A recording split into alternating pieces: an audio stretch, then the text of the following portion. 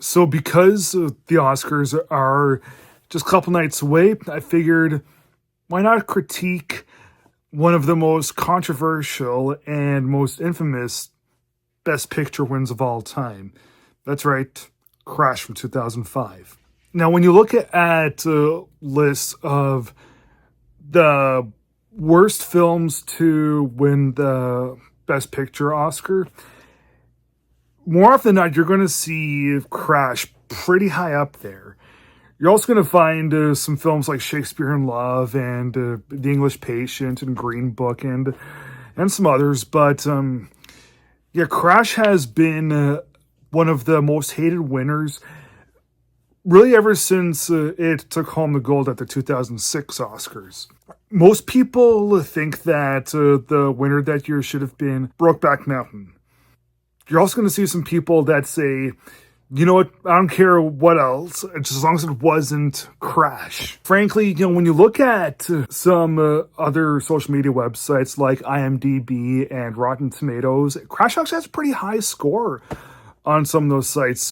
It's been roughly a decade since I've seen the movie, and yeah, revisited it just now, and I do see where people are coming from when they say that this movie really should not have won Best Picture. I admit, this movie is pretty forced. There's some bits that feel super duper heavy-handed.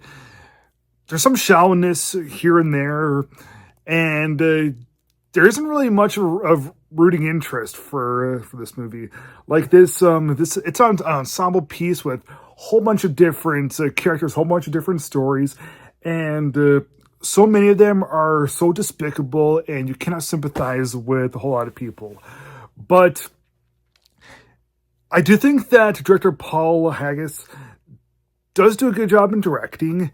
The music is good, and I think that there's a couple of scenes that I think actually do earn the tears that they were really striving for. So the movie is all about racism in America.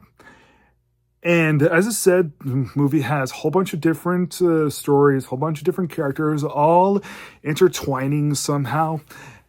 And of course, there's a couple of other themes, like there's family and there's legacy, but above and beyond all else is racism. The way that Paul Haggis just pounds and pounds and pounds with an iron fist of like racism is like, okay, calm the hell down already. Like, you ever hear of restraint a little bit in some regards?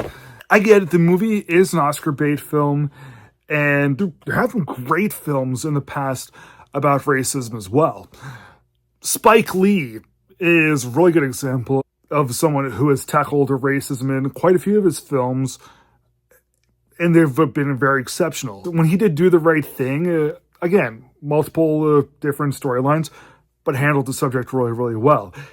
American History X handled it really, really well. Mississippi Burning handled it really, really well. Dragon, the Bruce Lee story from 1993, handled it really, really well. But this one right here felt extremely manipulative, and because of, as I said, the majority of the characters in this movie, you can't sympathize with a lot of these people because of how despicable they are. If they were maybe a little bit thicker in terms of the writing for them, maybe be feeling kind of different. But they try to have all these different characters together, show that there's a little bit of racism in everyone. Maybe that's one of the things that Paul Haggis was trying to go for. Maybe not, but it's what I got out of some of the things. And there's quite a few things where, like, you're just trying so hard to just ground and pound the, like, oh yeah, racism is bad. Racism is bad. This is what's going to happen. I didn't even believe some of the bits in this. Like, there's this one thing with Ryan Phillippe and Lawrence Tate when I was all like, seriously? But despite the movie ruling with such an iron fist and being such a an obvious, heavy-handed, manipulative Oscar bait sort of movie. I still do think that the movie has enough good in it for me to confidently recommend to people.